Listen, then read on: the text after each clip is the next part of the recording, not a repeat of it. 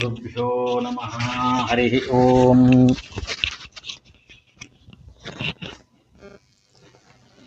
ನಾರಾಯಣಂ ಸುರಗುರುಂ ಜಗದೇಕನಾಥಂ ಭಕ್ತಪ್ರಿಯಂ ಸಕಲಲೋಕನಮಸ್ಕೃತಂ ಚ ತ್ರೈಗುಣ್ಯವರ್ಜಿತಮಜಂ ವಿಭುಮಾದ್ಯಮೀಶಂ ವಂದೇ ಭವಘ್ನಮರಾಸುರಸಿದ್ಧವಂದ್ಯಂ. ನಾರಾಯಣಂ ನಮಸ್ಕೃತ್ಯ ನರಂ ಚೈವ ನರೋತ್ತಮಂ ದೇವೀಂ ಸರಸ್ವತೀಂ ವ್ಯಾಸಂ ತತೋ ಜಯಮುದೀರಯೇತ್.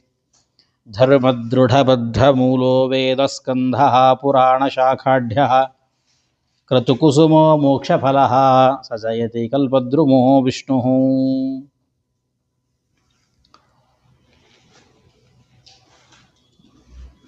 ಮರಣವಾದ ಮೇಲೆ ಆ ಜೀವಿಯು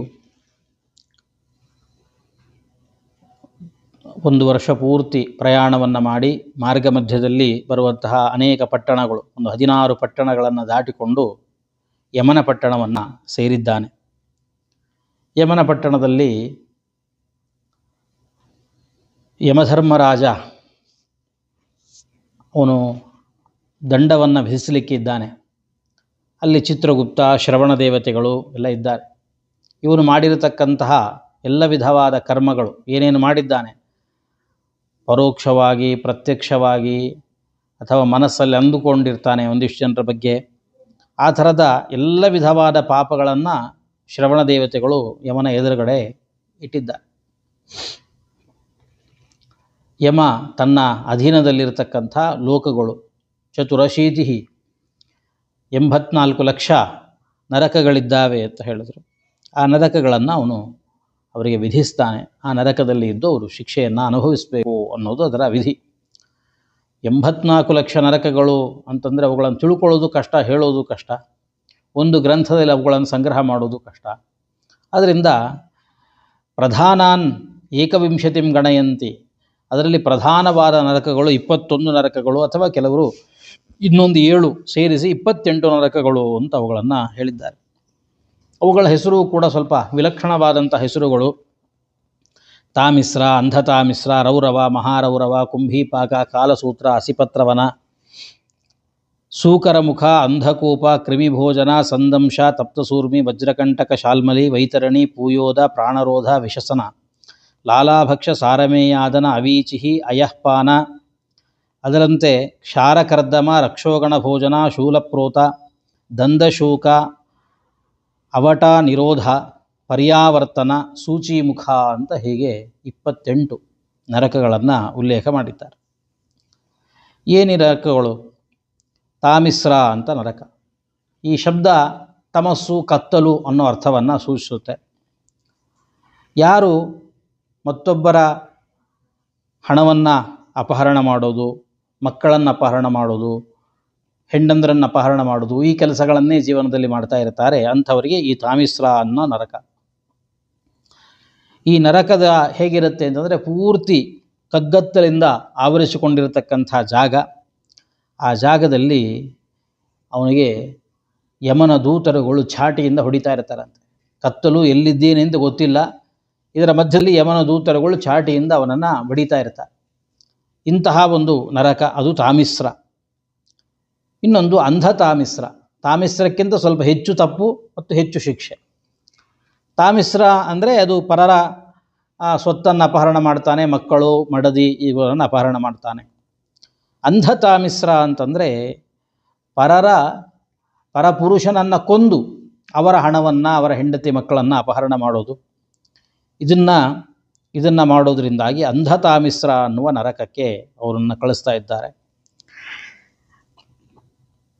ಇಲ್ಲಿ ಯಮನ ದೂತರುಗಳು ಹೊಡಿತಾರೆ ಏಟುಗಳನ್ನು. ಆ ಏಟುಗಳನ್ನು ತಾಳಲಿಕ್ಕಾಗದೇನೆ ಅವನಿಗೆ ಕುರುಡಾಗಿ ಬಿಡ್ತಾನೆ ಮನುಷ್ಯ. ಏನೂ ಕೂಡ ಕಾಣದೇ ಇರತಕ್ಕಂಥ ಸ್ಥಿತಿಯನ್ನು ತಲುಪ್ತಾನೆ. ಹಾಗಾಗಿ ಇದು ಕತ್ತಲು ತಾನಾಗೇ ಆಗಿರುವಂಥದ್ದಲ್ಲ. ಅವರ ಶಿಕ್ಷೆಯನ್ನು ಅನುಭವಿಸುವ ಸಂದರ್ಭದಲ್ಲಿ ಕಣ್ಣನ್ನು ಕಳ್ಕೊಂಡು ಚಕ್ಷು ದೃಷ್ಟಿಹೀನನಾಗಿ ಒದ್ದಾಡ್ತಾ ಇರ್ತಾನೆ. ಇದು ಅಂಧತಾಮಿಸ್ರ. ಅದರಂತೆ ರೌರವ ಅನ್ನುವ ನರಕ. ರೌರವ ಅನ್ನುವ ನರಕದಲ್ಲಿ ಪ್ರತಿನಿತ್ಯದಲ್ಲಿಯೂ ಕೂಡ ಯಾರು ಈ ಪ್ರಾಣಿಗಳನ್ನು ಹಿಂಸೆ ಮಾಡಿ ಮತ್ತೊಬ್ಬರಿಗೆ ತೊಂದರೆ ಕೊಟ್ಟು ಅದರಿಂದಾಗಿ ತನ್ನ ಜೀವನವನ್ನು ನಡೆಸ್ತಾ ಇರ್ತಾನೆ, ತನ್ನ ಕುಟುಂಬವನ್ನು ಪೋಷಣೆ ಮಾಡ್ತಾ ಇರ್ತಾನೆ, ಇಂಥವರಿಗೆ ರೌರವ ಅನ್ನುವ ನರಕ. ಇಲ್ಲಿ ಯಾರ ಬಗ್ಗೆ ಯಾರಿಗೆಲ್ಲ ತಾನು ಹಿಂಸೆ ಕೊಟ್ಟಿದ್ದಾನೋ ಆ ರೀತಿಯಲ್ಲಿ ಅಲ್ಲಿ ರುರು ಅನ್ನುವ ಪ್ರಾಣಿಗಳು ಬಂದು ಅವನನ್ನು ಹಿಂಸಿಸ್ತಾ ಇರ್ತಾರೆ. ಈ ರುರು ಅನ್ನೋ ಪ್ರಾಣಿ ಹೇಗಿರುತ್ತೆ ಅಂತಂದರೆ, ಇಲ್ಲಿ ಭೂಮಿಯಲ್ಲಿರ್ತಕ್ಕಂಥ ನಮಗೆ ಅದನ್ನು ಕಲ್ಪಿಸ್ಕೊಳ್ಳೋದು ಬಹಳ ಕಷ್ಟ, ಅದನ್ನೆಷ್ಟು ವಿವರಿಸಿದರೂ ಕೂಡ ತಿಳ್ಕೊಳ್ಳೋದು ಬಹಳ ಕಷ್ಟ. ಆ ಥರದ ಒಂದು ವಿಚಿತ್ರವಾದ ಪ್ರಾಣಿ ಅದು ರುರು. ಅದಕ್ಕೆ ಅವರು ಹೇಳಿದ್ರು, ಸರ್ಪಾದಪಿ ಅತಿಕ್ರೂರಾಣಾಂ ಜಂತೂನಾಂ ರುರುಹು ಇತಿ ನಾಮ.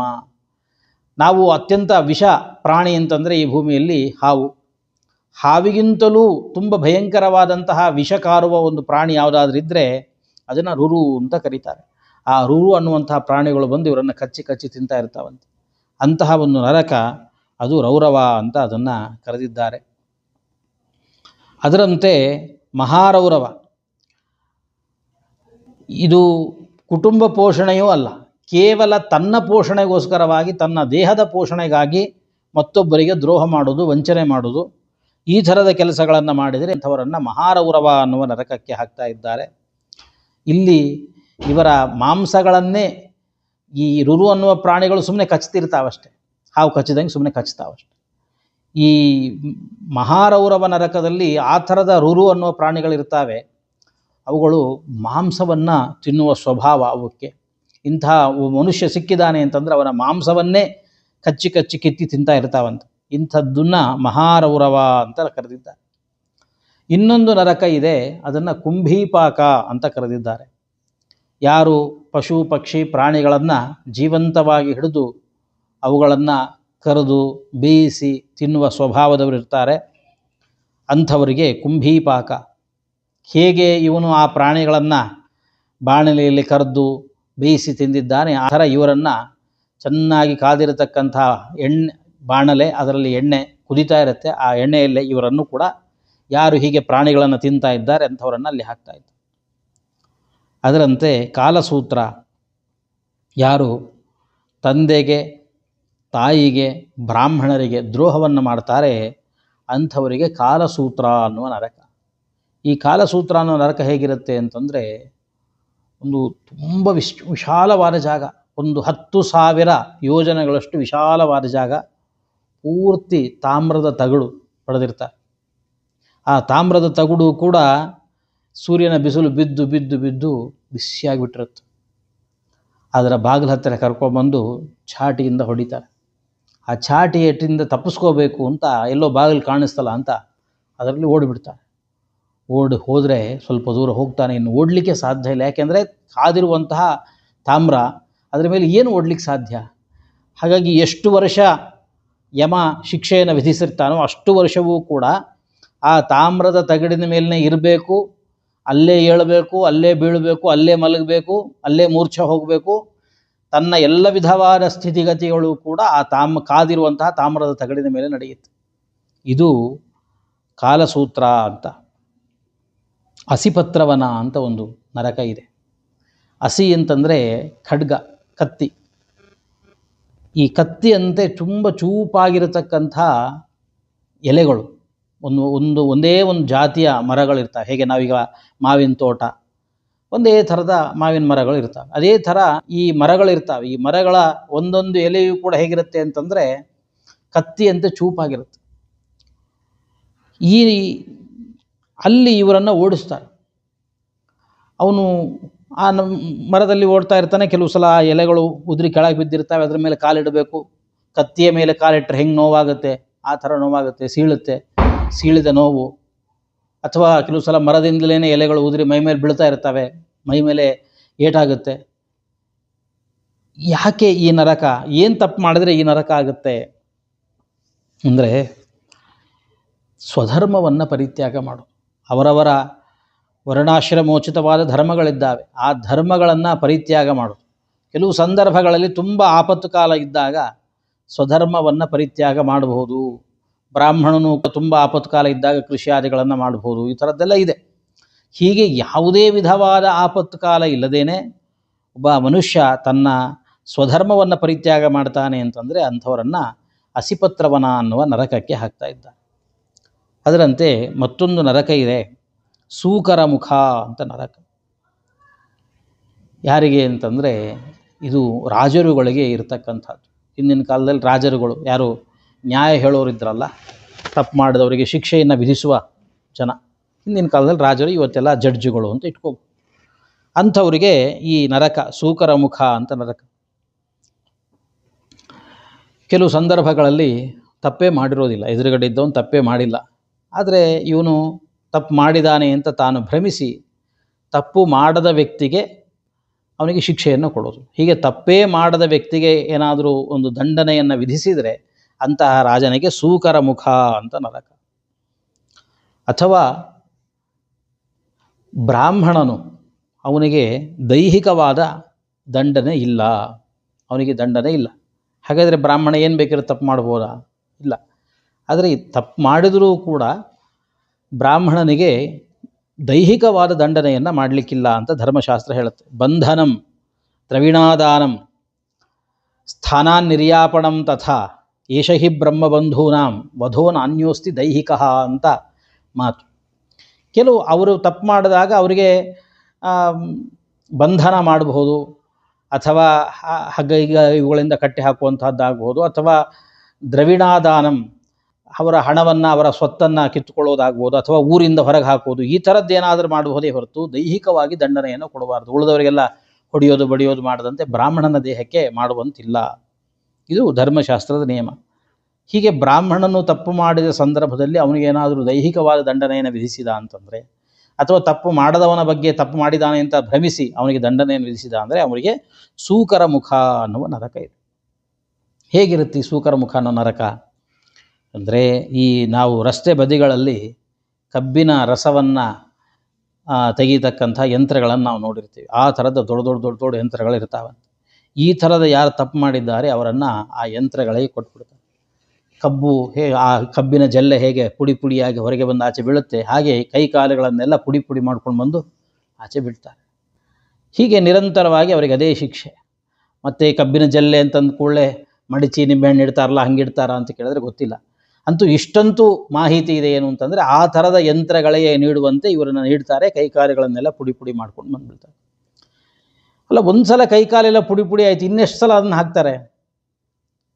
ಅಂದರೆ ಅಲ್ಲಿರ್ತಕ್ಕಂಥ ದೇಹ ನಮಗೆ ಈಗಿರುವಂತಹ ಪಾಂಚಭೌತಿಕ ದೇಹ ಅಲ್ಲ, ಅದು ಯಾತನಾ ದೇಹ ಅಂತದು. ಅಂದರೆ ಆ ದೇಹದಿಂದ ಪುಡಿ ಪುಡಿ ಆದಾಗ, ನಮ್ಮ ಕೈಕಾಲುಗಳೆಲ್ಲ ಪುಡಿ ಪುಡಿ ಆಯಿತು, ಎಲುಬೆಲ್ಲ ಪುಡಿ ಪುಡಿ ಆಯಿತು ಆದಾಗ ಏನು ನೋವಿರುತ್ತೋ ಆ ನೋವು ಕೊಡುತ್ತೆ. ಆದರೆ ದೇಹ ಪುಡಿ ಪುಡಿ ಆಗಿರೋಲ್ಲ. ಇನ್ನೊಂದು ಸಲ ಶಿಕ್ಷೆಗೆ ತಯಾರಾಗಿರುತ್ತೆ. ಎಲ್ಲೋ ಎತ್ತರದ ಪರ್ವತದಿಂದ ಎತ್ತಿ ಬಿಸಾಡ್ತಾರೆ ಅಂತ ಹೇಳ್ತಾರೆ, ಅಥವಾ ಈ ಎಣ್ಣೆಗಳಲ್ಲಿ ಕರೀತಾರೆ. ಕರೆದಾಗ ಹೇಗೆ ದೇಹ ಸುಟ್ಟೋಗ್ಬೇಕಲ್ಲ. ಆದರೆ ದೇಹ ಅದು ಹಾಗಿರುತ್ತೆ. ಹೇಗೆ ಅಂತಂದರೆ, ಸುಟ್ಟಾಗ ನಿಮಗೇನು ನೋವು ಕೊಡಬೇಕೋ ಆ ನೋವು ಕೊಡುತ್ತೆ, ಸ್ವಯಂ ಸುಡೋದಿಲ್ಲ. ಆ ಥರದ ಒಂದು ವಿಶಿಷ್ಟವಾದಂತಹ ಒಂದು ದೇಹವನ್ನು ಅಲ್ಲಿ ನಿರ್ಮಾಣವನ್ನು ಮಾಡಿರ್ತಾರೆ. ಹಾಗೆ ಇನ್ನೊಂದು ನರಕ ಇದೆ, ಅದನ್ನು ಕರೆದಿದ್ದಾರೆ ಅಂಧಕೂಪ ಅಂತ ಆ ನರಕದ ಹೆಸರು. ಯಾರು ಈ ಸೊಳ್ಳೆ, ತಿಗಣೆ, ಹಾವು, ಚೇಳು ಮುಂತಾದ ಪ್ರಾಣಿಗಳು ಅವುಗಳನ್ನು ನೋಡ್ತಿದ್ದಂಗೆ ಆಗಲ್ಲ ಅವರಿಗೆ, ಸುಮ್ಮನೆ ಕೊಂದುಬಿಡೋದು, ಹಿಡಿದವರನ್ನು ಕೊಲ್ತಾ ಇರೋದು. ನಮಗೆ ತೊಂದರೆ ಕೊಟ್ಟಿದೆಯಾ ಬಿಟ್ಟಿದೆಯಾ ಅನ್ನೋದು ವಿಚಾರ ಬೇರೆ. ಈ ಥರ ಇಂತಹ ಪ್ರಾಣಿಗಳನ್ನು ಹಿಂಸಿಸುವಂತಹದ್ದು, ಕೊಲ್ಲುವಂತಹದ್ದು ಅಂಥವರಿಗೆ ಅಂಧಕೂಪ ಅಂತ ಕರೀತಾರೆ. ಅಲ್ಲಿ ಹಾಕಿದಾಗ ಅವರಿಗೆ ಈ ಯಾರು ಇವರು ಹಿಂದಿನ ಜನ್ಮದಲ್ಲೆಲ್ಲ ಯಾರ್ಯಾರನ್ನು ಕೊಂದಿರ್ತಾರಲ್ಲ, ಆ ಸೊಳ್ಳೆಗಳು ಆ ಥರದ್ದೆಲ್ಲ ಬಂದು ಇವನ ಕೀಯಲ್ಲಿ ಗುಯ್ ಅಂತ ಇರ್ತಾರೆ. ಏನು ಜಪ್ಪ ಅಂದರೂ ನಿದ್ದೆ ಮಾಡಲಿಕ್ಕೆ ಸಾಧ್ಯ ಇಲ್ಲ, ಆ ಥರ ಅವನಿಗೆ ಹಿಂಸೆ ಕೊಡ್ತಾ ಇರ್ತಾರೆ. ಇದು ಅಂಧಕೂಪ ಅಂತ ಈ ನರಕವನ್ನು ಕರೆದಿದ್ದಾರೆ. ಹಾಗೆ ಕ್ರಿಮಿ ಭೋಜನ ಅಂತ ಈ ನರಕ. ಗೃಹಸ್ಥನಿಗೆ ತುಂಬ ದೊಡ್ಡ ಜವಾಬ್ದಾರಿ ಇದೆ. ಏನು? ಮನೆಗೆ ಯಾರಾದರೂ ಅತಿಥಿಗಳು ಬಂದರೆ, ಅಥವಾ ಮನೆಯಲ್ಲಿ ಮಕ್ಕಳಿದ್ದಾರೆ, ಭೃತ್ಯರಿದ್ದಾರೆ, ಸೇವಕರಿದ್ದಾರೆ, ವೃದ್ಧರಿದ್ದಾರೆ, ಅವರೆಲ್ಲರಿಗೂ ಕೂಡ ಊಟಕ್ಕೆ ಹಾಕಿ ತಾನು ಊಟ ಮಾಡಬೇಕು. ಅದರಂತೆ ವೈಶ್ವದೇವಾದಿಗಳನ್ನು ಮಾಡಿ ಅನ್ನ ಸಂಸ್ಕಾರವನ್ನು ಮಾಡಿಕೊಂಡು ತಾನು ಊಟ ಮಾಡಬೇಕು. ಯಾರು ಹೀಗೆ ಮಾಡೋದಿಲ್ಲ ಅಂಥವರಿಗೆ ಈ ನರಕ ಕ್ರಿಮಿಭೋಜನ ಅನ್ನುವ ನರಕ ಇದೆ. ಈ ನರಕದಲ್ಲಿ 1,00,000 ಯೋಜನ ವಿಶಾಲವಾಗಿರತಕ್ಕಂಥ ಒಂದು ದೊಡ್ಡ ಕುಂಡ, ಒಂದು ಕೃಮಿಗಳ ಕುಂಡ, ಅನೇಕ ಬಗೆ ಬಗೆಯಾದಂತಹ ಕ್ರಿಮಿಗಳು. ಆ ಕ್ರಿಮಿಗಳ ಮಧ್ಯದಲ್ಲಿ ಎತ್ತಿವನನ್ನು ಬಿಸಾಡ್ಬಿಡ್ತಾರೆ. ಆ ಕ್ರಿಮಿಗಳು ಅವುಗಳಿಗೆ ಆಹಾರ ಏನು ಅಂತಂದರೆ, ಯಾರು ಇಂಥವ್ರು ಬಿದ್ದಿರ್ತಾರಲ್ಲ ಕ್ರಿಮಿಕುಂಡಕ್ಕೆ ಬಂದು, ಅವರೇ ಆಹಾರ. ಅವರ ದೇಹವನ್ನು ಕಚ್ಚಿ ಕಚ್ಚಿ ತಿಂತಾ ಇರ್ತಾವಂತೆ. ಹೀಗೆ ಆ ನರಕವನ್ನು ಅವನು ಅನುಭವಿಸ್ಬೇಕಾಗತ್ತೆ. ಕ್ರಿಮಿ ಭೋಜನ ಅಂತ ಅದರ ಹೆಸರು. ಅದರಂತೆ ಸಂದಂಶ ಈ ನರಕ ಯಾರಿಗೆ ಅಂತಂದರೆ, ಕಳ್ಳತನ ಮಾಡೋದು ಅಥವಾ ಬಲಾತ್ಕಾರವನ್ನು ಮಾಡಿ ಮತ್ತೊಬ್ಬರ ಬಂಗಾರ ಬೆಳ್ಳಿ ಇಂಥ ಪದಾರ್ಥಗಳನ್ನು ಕದಿಯೋದು. ಕೆಲವು ಸಂದರ್ಭದಲ್ಲಿ ಜೀವನ ಪೋಷಣೆಗಾಗಿ ತುಂಬ ಆಪತ್ಕಾಲ ಬಂತು ಅಂತಂದರೆ ಪರವಾಗಿಲ್ಲ, ಸ್ವಲ್ಪ ಕಳ್ಳತನ ಮಾಡು, ಜೀವನಕ್ಕೆ ಎಷ್ಟು ಬೇಕೋ ಅಷ್ಟು ಮಾಡಬಹುದು ಅಂತಲೂ ಒಂದು ಅವಕಾಶಗಳನ್ನು ಕೊಟ್ಟಿರ್ತಾರೆ. ಅದು ಇಲ್ಲದೇ ಸುಮ್ಮನೆ ತನ್ನ ಸುಖ ಭೋಗಕ್ಕೋಸ್ಕರವಾಗಿ ತಾನು ಇಂತಹ ಅಪಹರಣೆ ಮಾಡೋದು, ಕಳ್ಳತನ ಮಾಡೋದು ಇಂಥದ್ದನ್ನೆಲ್ಲ ಮಾಡಿದರೆ ಅವರಿಗೆ ಸಂದಂಶ ಅನ್ನೋ ನರಕ. ಈ ನರಕದಲ್ಲಿ ಯವನ ದೂತರುಗಳು ಏನು ಮಾಡ್ತಾರೆ ಅಂತಂದರೆ, ಅವ್ರ ಹತ್ರ ಈ ಇಕ್ಕಳ ಥರ ಕೆಲವು ಕಟ್ಟಿಂಗ್ ಪ್ಲೇಯರ್ ಅಂತೀವಲ್ಲ, ಆ ಥರದ ಕೆಲವು ಉಪಕರಣಗಳಿರ್ತಾರೆ. ಅದು ಚೆನ್ನಾಗಿ ಅವುಗಳನ್ನು ಕಾಯಿಸಿ ಇವರ ಚರ್ಮವನ್ನು ಹಿಂದೆ ಎಳಿತಾ ಇರ್ತಾರಂತೆ. ಇದಕ್ಕೆ ಸಂದಂಶ ಅಂತ ಆ ನರಕವನ್ನು ಕರೆದಿದ್ದಾರೆ. ಹಾಗೆ ತಪ್ತಸೂರ್ಮಿ, ಯಾವ ಪುರುಷನು ತನಗೆ ಸಂಘ ಮಾಡಲಿಕ್ಕೆ ಯೋಗ್ಯಳಲ್ಲ ಅಂತಹ ಸ್ತ್ರೀ ಜೊತೆಗೆ ಸಂಘವನ್ನು ಮಾಡ್ತಾನೆ, ಅಥವಾ ಸ್ತ್ರೀ ಸಂಘ ಮಾಡಲು ಯೋಗ್ಯವಲ್ಲದ ಪುರುಷನ ಜೊತೆಗೆ ತಾನು ಸಂಘವನ್ನು ಮಾಡ್ತಾಳೆ ಅಂತಂದರೆ ಅಂಥವರಿಗೆ ಈ ತಪ್ತಸೂರ್ಮಿ ಅನ್ನುವ ನರಕ. ಅಂದರೆ ಅಲ್ಲಿ ಚೆನ್ನಾಗಿ ಕಾದಿರತಕ್ಕಂಥ ಒಂದು ಕಬ್ಬಿಣದ ಗೊಂಬೆ, ಒಂದು ಪುರುಷ ಗೊಂಬೆ ಅಥವಾ ಸ್ತ್ರೀ ಗೊಂಬೆಗಳು ಇರ್ತವೆ. ಪುರುಷರನ್ನು ಆ ಸ್ತ್ರೀ ಗೊಂಬೆಗೆ ಅಪ್ಪಿಕೊಳ್ಳುವಂತೆ ಮಾಡ್ತಾರೆ, ಅಥವಾ ಸ್ತ್ರೀಯರಿಗೆ ಪುರುಷ ಗೊಂಬೆಯನ್ನು ಅಪ್ಪಿಕೊಳ್ಳುವಂತೆ ಮಾಡುವಂತಹದ್ದು. ಇದನ್ನು ತಪ್ತಸೂರ್ಮಿ ಅಂತ ಅದನ್ನು ಕರೆದಿದ್ದಾರೆ. ಇನ್ನೊಂದು ವಜ್ರಕಂಟಕ ಶಾಲ್ಮಲಿ, ಯಾರು ಸಕಲ ವರ್ಣದ ಸ್ತ್ರೀಯರ ಜೊತೆಗೆ ಸಂಘವನ್ನು ಮಾಡ್ತಾ ಇದ್ದಾನೆ ಅಂತಹ ವ್ಯಕ್ತಿಗೆ ವಜ್ರಕಂಟಕ ಶಾಲ್ಮಲಿ ಅಂತ ಕರೆದಿದ್ದಾರೆ. ಕೆಲವು ಮರಗಳಿರ್ತವೆ, ಮರಗಳು ತುಂಬ ಮುಳ್ಳಿರತಕ್ಕಂಥ ಮರಗಳು. ಆ ಮರಗಳಿಗೆ ಹತ್ತಿಸ್ತಾರಂತೆ. ಅದರ ಕಾಂಡ ಗಿಂಡ ಎಲ್ಲ ಮುಳ್ಳಿಂದ ಕೂಡಿದೆ. ಹತ್ತಿದ ಮೇಲೆ ಅವನನ್ನು ಏನು ಮಾಡ್ತಾರೆ ಅಂತಂದರೆ ಅಲ್ಲಿಂದ ಸರ್ವ ಅಂತ ಎಳೆದು ಬಿಡ್ತಾರೆ. ಆ ಮುಳ್ಳು ಗಿಳ್ಳು ಎಲ್ಲ ಸೇರಿಸ್ಕೊಂಡು ಅವನ ದೇಹ ಎಲ್ಲ ಸೀಳಿಕೊಂಡು ಕೆಳಗೆ ಬಂದು ಬೀಳ್ತಾನೆ. ಹೀಗೆ ನಿರಂತರವಾಗಿ ಆ ಥರದ ಶಿಕ್ಷೆ ಕೊಡ್ತಕ್ಕಂಥ ನರಕದ ಹೆಸರು ವಜ್ರಕಂಟಕ ಶಾಲ್ಮಲಿ ಅಂತ ಅದನ್ನು ಕರೆದಿದ್ದಾರೆ. ವೈತರಣಿ ಅದೊಂದು ನರಕ. ಸ್ವಯಂ ರಾಜನೇ ಪ್ರಜೆಗಳಲ್ಲಿ ಸ್ವಲ್ಪ ಭಯ ಹುಟ್ಟಿಸ್ಬೇಕು, ಅಥವಾ ಇವ್ರು ಯಾರು ನಮ್ಮ ಮಾತು ಕೇಳ್ತಾ ಇಲ್ಲ ಅನ್ನೋ ದೃಷ್ಟಿಯಿಂದ ತಾನೇ ಧರ್ಮವನ್ನು ಮೀರೋದು, ಕೆಲವು ಸಲ ಇವುಗಳಿಗೆ ಬೆಂಕಿ ಕೊಡೋದು, ಆ ಥರದ್ದು ಕೆಲವಿದೆ.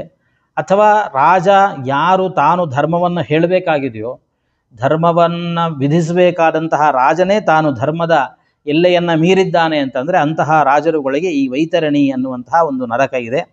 ಆ ಹಿಂದೆ ಹೇಳಿದಂತೆ ಅಲ್ಲಿ ದಾರಿಯಲ್ಲಿ ಹೋಗುವಾಗ ಆ ವೈತರಣಿ ನದಿ ಸಿಕ್ಕತ್ತೆ. ಇಲ್ಲಿ ನರಕದಲ್ಲೇ ಇರತಕ್ಕಂಥ ಒಂದು ವೈತರಣಿ ಅನ್ನುವಂಥದ್ದು. ಇದು ಮಲಮೂತ್ರಾದಿಗಳಿಂದ ಕೂಡಿರತಕ್ಕಂಥ ಒಂದು ನದಿ. ಆ ನದಿಯಲ್ಲಿ ಇವರನ್ನು ಎತ್ತಿ ಹಾಕ್ತಾ ಇದ್ದಾರೆ.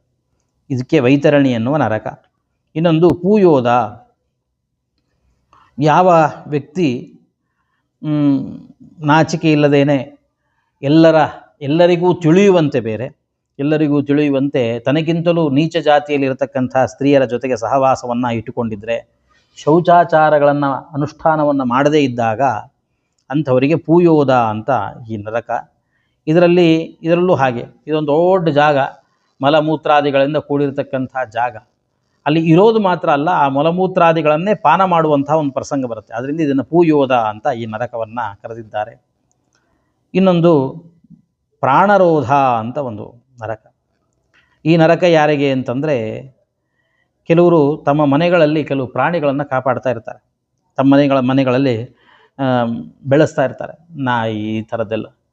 ಆಮೇಲೆ ಅವ್ರಿಗೊಂದು ಹುಚ್ಚೇನಿರುತ್ತೆ ಅಂತಂದರೆ, ಕೊನೆಗೆ ಯಾವತ್ತೂ ಒಂದು ದಿವಸ ಅವುಗಳನ್ನೇ, ಯಾವ ಪ್ರಾಣಿಗಳನ್ನು ತಾನು ಸಾಕ್ತಾ ಇದ್ದಾನೆ, ಯಾವ ಪ್ರಾಣಿಗಳ ಬಗ್ಗೆ ಪ್ರಾಣಿಗಳು ಇವನಲ್ಲಿ ವಿಶ್ವಾಸವನ್ನು ಇಟ್ಕೊಂಡಿದ್ದಾವೆ ಅಂತಹ ಪ್ರಾಣಿಗಳನ್ನೇ ಬೇಟೆಯಾಡಿ ಕೊಂದುಬಿಡೋದು. ಈ ಥರ ಮಾಡಿದರೆ ಅಂಥವರಿಗೆ ಪ್ರಾಣರೋಧ ಅಂತ. ಯಮನ ದೂತರುಗಳು ಹೇಗೆ ಇವನು ಬೇಟೆಯಾಡಿದ್ದಾನೆ ಆ ಪ್ರಾಣಿಗಳನ್ನು, ಹಾಗೆ ಯಮನ ದೂತರುಗಳು ಇವರಿಗೆ ಬಾಣವನ್ನು ಹೊಡಿತಾರಂತೆ. ಆ ಬಾಣದ ಏಟನ್ನು ತಾಳಲಿಕ್ಕಾಗದೆ ಒದ್ದಾಡ್ತಾ ಇರ್ತಾರೆ. ಇದು ಪ್ರಾಣರೋಧ ಅಂತ ಈ ನರಕದ ಹೆಸರು. ಇನ್ನೊಂದು ವಿಷಸನ. ಇಲ್ಲಿ ಯಜ್ಞಯಾಗ, ಕೆಲವು ಯಾಗಗಳನ್ನು ಮಾಡುವಾಗ ಪಶು ಬಲಿಯನ್ನು ಶಾಸ್ತ್ರಗಳೇ ಹೇಳಿದ್ದಾರೆ. ಆದರೆ ಸುಮ್ಮನೆ ಒಂದು ತೋರಿಕೆಗಾಗಿ, ಏನೂ ಉದ್ದೇಶ ಇಲ್ಲ, ಸುಮ್ಮನೆ ನಾನು ಒಂದು ಯಾಗ ಮಾಡಿದ್ದೀನಿ ಅಂತ ಪ್ರಪಂಚಕ್ಕೆ ತೋರಿಸ್ಕೋಬೇಕಾಗಿ, ಇದಕ್ಕೋಸ್ಕರವಾಗಿ ಒಂದು ತೋರಿಕೆಗಾಗಿ ಒಂದು ಯಾಗವನ್ನು ಮಾಡೋದು ಮಾತ್ರ ಅಲ್ಲ, ಆ ಯಾಗದಲ್ಲಿ ಪ್ರಾಣಿಗಳನ್ನು ಹಿಂಸೆ ಕೊಡೋದು, ಪ್ರಾಣಿಗಳನ್ನು ಬಲಿ ಕೊಡೋದು. ಈ ಥರ ಮಾಡಿದ್ರೆ ಅಂಥವರಿಗೆ ವಿಷಸನ ಅನ್ನುವಂತಹ ಒಂದು ನರಕವನ್ನು ಹೇಳಿದ್ದಾರೆ. ಇವರು ಯಮನ ದೂತರುಗಳು. ಇವನು ಹೇಗೆ ಆ ಪಶುವನ್ನು ಬಲಿ ಕೊಡೋದು ಅಂತಂದರೆ ಅದರ ಅಂಗಾಂಗಗಳನ್ನು ತುಂಡು ಮಾಡಬೇಕಾಗತ್ತೆ. ಅದರಂತೆ ಇಲ್ಲಿಯೂ ಕೂಡ ಇವನ ಅಂಗಾಂಗಗಳನ್ನು ತುಂಡು ಮಾಡ್ತಾ ಇರ್ತಾರಂತೆ ಈ ಜಾಗದಲ್ಲಿ. ಅದನ್ನು ವಿಷಸನ ಅಂತ ಅದನ್ನು ಕರೆದಿದ್ದಾರೆ. ಅದರಂತೆ ಲಾಲಾಭಕ ಅಂತ ಒಂದು ನರಕ ಇದೆ. ತನ್ನ ಭಾರ್ಯೆಗೆ ರೇತಃಪಾನವನ್ನು ಯಾರು ಮಾಡಿಸ್ತಾ ಇದ್ದಾರೆ ಅಂಥವನಿಗೆ ಅಲ್ಲಿ ರೇತಃಪಾನ ಅನ್ನುವಂಥದ್ದಾಗುತ್ತೆ. ಇದು ಒಂದು ಲಾಲಾಭಕ್ಷ ಅಂತ ಒಂದು ಅದು ಕರೆದಿದ್ದಾರೆ. ಇನ್ನೊಂದು ಸಾರಮೇಯಾದನ ಅಂತ ಅದನ್ನು ಕರೆದಿದ್ದಾರೆ. ಈ ರಾಜರು ಅಥವಾ ರಾಜಭಟರುಗಳು ತಾವೇ ಕೆಲವು ಗ್ರಾಮಗಳಿಗೆ ಬೆಂಕಿ ಹಚ್ಚೋದು ಅಥವಾ ನೀರಲ್ಲೆಲ್ಲ ವಿಷ ಹಾಕ್ಬಿಡೋದು, ಆ ಜನರನ್ನು ಕೊಲ್ಲೋದು, ಈ ಥರದ ಕೆಲಸವನ್ನು ಮಾಡಿದ್ರೆ ಅದಕ್ಕೆ ಸಾರಮೇಯಾದನ ಅಂತ ಕರೆದಿದ್ದಾರೆ. ಅಂದರೆ ಆ ಒಂದು ಜಾಗದಲ್ಲಿ ಬಿಡ್ತಾರಂತೆ. ಆ ಜಾಗದಲ್ಲಿ ಒಂದು 720 ಬಲಾಢ್ಯವಾದ ನಾಯಿಗಳಿರ್ತಾವಂತೆ. ಆ ನಾಯಿಗಳೆಲ್ಲ ಬಂದು ಇವನ ಮೈ ಮೇಲೆ ಬಿದ್ದು, ಅಷ್ಟೂ ನಾಯಿಗಳು ಏಕಕಾಲಕ್ಕೆ ಬಂದು ಇವ್ರ ಮೈ ಮೇಲೆ ಬಿದ್ದು ಕಚ್ಚಿ ಕಚ್ಚಿ ತಿಂತಾ ಇರ್ತಾರೆ. ಇದನ್ನು ಸಾರಮೇಯಾದನ ಅಂತ ಅದನ್ನು ಕರೆದಿದ್ದಾರೆ. ಇನ್ನೊಂದು ಅವೀಚಿ. ಅಂದರೆ ಕೆಲವು ಸಂದರ್ಭಗಳಲ್ಲಿ ಸಾಕ್ಷಿ ಹೇಳುವ ಪ್ರಸಂಗ ಇರುತ್ತೆ. ಸಾಕ್ಷ್ಯ ಹೇಳುವಾಗ ಏನೋ ಒಂದು ವಹಿವಾಟು, ವ್ಯಾಪಾರದ ವಹಿವಾಟು ಇತ್ಯಾದಿಗಳನ್ನು ಹೇಳುವಾಗ ಸುಳ್ಳು ಹೇಳ್ತಾರೆ. ಮಧ್ಯದಲ್ಲಿ ನಿಂತು ಸುಳ್ಳು ಹೇಳುವಂಥ ಒಂದು ಪ್ರಸಂಗ ಇರುತ್ತೆ. ಹಾಗೆ ಹೇಳಿದರೆ ಅಂಥವರಿಗೆ ಅವೀಚಿ. ಅಂದರೆ ಒಂದು ಪರ್ವತದ ಮೇಲೆ ಕರ್ಕೊಂಡು ಹೋಗಿ ಅಲ್ಲಿಂದ ತಲೆ ಕೆಳಗೆ ಮಾಡಿ ಬಿಸಾಡ್ತಾರೆ. ಅಲ್ಲಿಂದ ಬೀಳುವಾಗ, ಅಲ್ಲಿಂದ ನೋಡುವಾಗ ಅವನಿಗೆ ಏನು ಕಾಣಿಸುತ್ತೆ ಅಂದರೆ ಇಲ್ಲೇನೋ ಕೆಳಗಡೆ ನೀರಿದೆ ಅಂತ ಅಲ್ಲಿ ಮೇಲೆ ನೋಡುವಾಗ ಅನಿಸ್ತಾ ಇರುತ್ತೆ. ತಲೆ ಕೆಳಗಾಗಿ ಎತ್ತಿ ಬಿಸಾಡುವಾಗ ಒಂದು ಧೈರ್ಯ, ಬೀಳುವಾಗಲೇ ಒಂದು ಭಯ ಆಗ್ತಿರತ್ತೆ ನಿಜ, ಅಲ್ಲಿಂದ ಎತ್ತಿ ಬಿಸಾಡಿದ್ರು ಅಂತ. ಆದರೆ ಬೀಳ್ತಾ ಇರೋದೆಲ್ಲಿಗೆ? ನೀರಿಗಲ್ವ, ಏನು ತೊಂದರೆ ಇಲ್ಲ ಅಂತ ಅಂದ್ಕೊಂಡಿರ್ತಾನೆ. ಆದರೆ ಹತ್ತಿರಕ್ಕೆ ಬರುವಾಗ ಗೊತ್ತಾಗುತ್ತೆ ಅದು ನೀರಲ್ಲ, ಅದು ಕಲ್ಲು, ಬಂಡೆ ಕಲ್ಲು. ಅಲ್ಲಿ ಬಂದು ಬೀಳ್ತಾನೆ, ಠಪ್ ಅಂತ ತಲೆ ಹೊಡ್ಕೊಂಡು ಕೆಳಗೆ ಬೀಳ್ತಾನೆ. ಇದು ಅವೀಚಿ ಅಂತ ಅದನ್ನು ಕರೆದಿದ್ದಾರೆ. ಹಾಗೆ ಅಯಃಪಾನ, ಒಬ್ಬ ಬ್ರಾಹ್ಮಣ ಅಥವಾ ಬ್ರಾಹ್ಮಣಿ ಆಕೆ ಮದಿರಪಾನವನ್ನು ಮಾಡ್ತಾಳೆ, ಮದ್ಯಪಾನವನ್ನು ಮಾಡ್ತಾರೆ. ಅಂಥವರಿಗೆ ಈ ಜಾಗ ಅಯಃಪಾನ. ಅಥವಾ ರಾಜನು ಒಂದು ಬಾರಿ ಯಾಗ ಮಾಡಿ, ಸೋಮಯಾಗವನ್ನು ಮಾಡಿ, ಸೋಮರಸವನ್ನು ಪಾನ ಮಾಡಿದ್ದಾನೆ ಅಂತಂದಮೇಲೆ ಮತ್ತೆ ಮದಿರವನ್ನು ಪಾನ ಮಾಡಬಾರದಂತೆ. ಹಾಗೆ ಅವನೇನಾದರೂ ಮದ್ಯವನ್ನು ಪಾನ ಮಾಡಿದ್ದಾನೆ ರಾಜನು, ಅಥವಾ ಒಬ್ಬ ವೈಶ್ಯನು ಈ ಅಂತ್ಯೇಷ್ಟಿ ನಡೆಯುವ ಸಂದರ್ಭದಲ್ಲಿ, ತಮ್ಮ ಪಿತೃಕಾರ್ಯ ನಡೀತಾ ಇರುವಂತಹ ಸಂದರ್ಭದಲ್ಲಿಯೂ ಕೂಡ ಅವರು ಮದ್ಯಪಾನವನ್ನು ಮಾಡಿದ್ದಾರೆ. ಹೀಗೆ 3 ಥರದ ಜನರು, ಬ್ರಾಹ್ಮಣ ಅಥವಾ ಅವನ ಹೆಂಡತಿ ಅಥವಾ ಬ್ರಾಹ್ಮಣ ವಂಶದಲ್ಲಿ ಬರುವಂಥ ಹೆಣ್ಣು ಮಕ್ಕಳು, ಅವರು ಮದ್ಯಪಾನವನ್ನು ಮಾಡಿದರೆ, ಅಥವಾ ರಾಜನು ಸೋಮಯಾಗವನ್ನು ಮಾಡಿದ ಮೇಲೆ ಸೋಮರಸವನ್ನು ಪಾನ ಮಾಡಿ ಮತ್ತೆ ಮದ್ಯವನ್ನು ಪಾನ ಮಾಡೋದು, ಅಥವಾ ವೈಶ್ಯರು ಈ ಅಂತ್ಯೇಷ್ಟಿ ಪಿತೃಕಾರ್ಯ ಮುಂತಾದದ್ದು ನಡೆಯುವ ಸಂದರ್ಭದಲ್ಲಿ ಮದ್ಯಪಾನವನ್ನು ಮಾಡೋದು. ಈ ಥರದ್ದು ಮಾಡಿದಾಗ ಅಯಃಪಾನ ಅಂತ ಒಂದು ನರಕ. ಇಲ್ಲೇನು ಮಾಡ್ತಾರೆ ಅಂತಂದರೆ, ಯಮನ ದೂತರು ಅವರನ್ನು ಮಲಗಿಸಿ ಅವರ ಎದೆಯ ಮೇಲೆ ಕಾಲಿಟ್ಟು ಕಬ್ಬಿಣವನ್ನು ಚೆನ್ನಾಗಿ ಕಾಯಿಸಿ, ಕಾದಿರುವಂತಹ ಕಬ್ಬಿಣವನ್ನು ಅವರ ಬಾಯಲ್ಲಿ ಸುರಿತಾರಂತೆ. ಇದನ್ನು ಅಯಃಪಾನ ಅಂತ ಕರೆದಿದ್ದಾರೆ. ಅದರಂತೆ ಮತ್ತೊಂದು ನರಕ ಇದೆ, ಅದೇನು ಕ್ಷಾರಕರ್ದಮ ಅಂತ ಅದನ್ನು ಕರೆದಿದ್ದಾರೆ. ವಾಸ್ತವಿಕವಾಗಿ ತಾನು ಅಧ್ಯಯನ ಮಾಡಿಲ್ಲ, ಪಾಂಡಿತ್ಯ ಇಲ್ಲ, ಏನೂ ಇಲ್ಲ, ತಾನು ಸ್ವಯಂ ಅಧಮನಾಗಿದ್ದಾನೆ.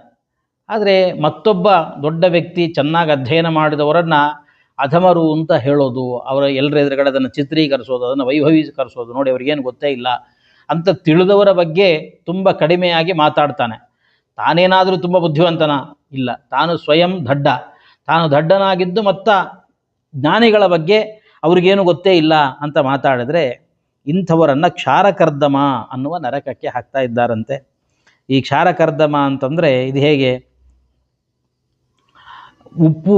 ಉಪ್ಪಿನ ಕೆಸರು, ಮಣ್ಣಿನ ಕೆಸರನ್ನು ನಾವು ನೋಡಿರ್ತೀವಿ, ಅದೇ ಥರದ ಉಪ್ಪಿನ ಕೆಸರು ಇರತಕ್ಕಂಥ ಜಾಗದಲ್ಲಿ ಇವರನ್ನು ಹಾಕಿ ತುಳಿತಾ ಇದ್ದಾರೆ. ಈ ಜಾಗಕ್ಕೆ ಕ್ಷಾರಕರ್ಮ ಅಂತ ಅದನ್ನು ಕರೆದಿದ್ದಾರೆ. ಇನ್ನೊಂದು ರಕ್ಷೋಗಣ ಭೋಜನ. ರಕ್ಷೋಗಣ ಭೋಜನ ಅಂತಂದರೆ ಈ ನರಕ ಯಾರಿಗೆ? ನಾವು ಭೈರವನನ್ನು ಆರಾಧನೆ ಮಾಡ್ತೀವಿ, ಕಾಳಿಯನ್ನು ಆರಾಧನೆ ಮಾಡ್ತೀವಿ ಅಂತ ಹೇಳೋದು, ಹೇಳಿ ಅಲ್ಲೆಲ್ಲ ಪ್ರಾಣಿಗಳನ್ನು ಬಲಿ ಕೊಡೋದು. ಕೆಲವು ಸಂದರ್ಭದಲ್ಲಿ ಪುರುಷರನ್ನೇ ಬಲಿ ಕೊಡ್ತಾರೆ, ಮನುಷ್ಯರನ್ನೇ ಬಲಿ ಕೊಡ್ತಾರೆ, ಪ್ರಾಣಿಗಳನ್ನು ಬಲಿ ಕೊಡ್ತಾರೆ.